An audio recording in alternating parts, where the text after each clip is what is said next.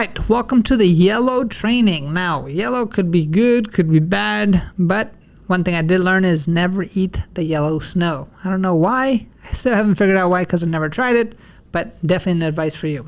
That being said, what is the yellow going to be for? Yellow is going to be for everything that has to do with wheels, suspensions, brakes, anything like that, right? So when it comes to the actual inspection portion, when it comes to the road test, you're only going to have to inspect one axle. Now, it could be the front axle, it could be the back. The examiner is going to be able to actually tell you which axle to inspect. But the thing that you have to understand is you have to make sure that you're prepared to inspect every single axle. So if you're in a tractor trailer that looks like this, you're going to have 3 axles. You're going to have the steering axle, which is the front tires, the drive axle, which is those middle set of tires, and then you're going to have the trailer axle, which is the back set of tires on the trailer. If you're in like a bus like you see up here, you're going to have the steering axle again on the front and the drive axle on the back. Now, it's very important that you're checking this part of the vehicle simply because everything that happens wrong usually happens on the tires first. Maybe you have a bad suspension, maybe you have some bad brakes, maybe you have some bad tires, and it's super important that you're inspecting this perfectly. All right, so let's get back into the script and let's talk about what to highlight with the yellow. So the first thing we're going to do is highlight steering axle, okay? Then we're going to highlight the word where it says tires because we're going to be talking about tires. And in the tires, there's 3 different things you have to talk about in the tire. You're going to have to highlight where it says tire inflation, tire condition, as well as tread depth.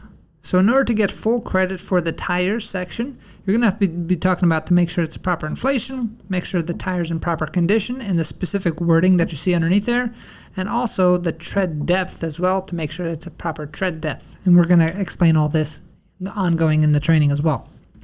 The next thing we're going to highlight is going to be rims/wheels, right? And then from there is going to be the lug nuts.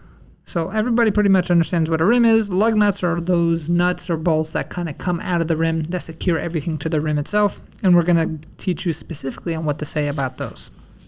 If you flip over to the next side, you're going to highlight springs, airbags, and shocks. And underneath that has a few different items that you have to talk about. You're going to highlight where it says leaf springs, that's bolded. You're going to highlight where it says spring mounts. You're going to also highlight air ride suspension and shock absorbers. So all of those items must be talked about if you're going to get full credit for the springs, airbags, and shocks itself, right? And you also want to make sure that you're highlighting sitting level. Very important there. Sitting level. All right, so from there, we're going to be talking about the next thing to highlight, which is going to be brake lines/hoses/leaks. So make sure you're underlining that. And then the next one is going to be brake contaminants. So you're going to highlight all of that in yellow. So there's a whole lot of things on the tire that we talked about, right?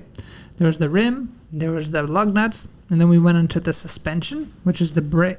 Suspension includes the springs, airbags, and shocks. And then there's going to be the air lines and hoses, that's part of the brakes. And then brake contaminants is also part of the brakes. So that's pretty much everything you have to highlight in the yellow. And like I said, moving on to the training, you will get much more detail on what you have to say word for word, or you can just read it word for word and memorize this script as if you're an actor, and you'll be able to pass this test no problem.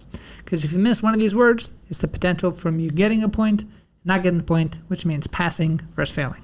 All right, I'll see you on the next one, and we're going to be talking about the blue highlighter next. Thanks.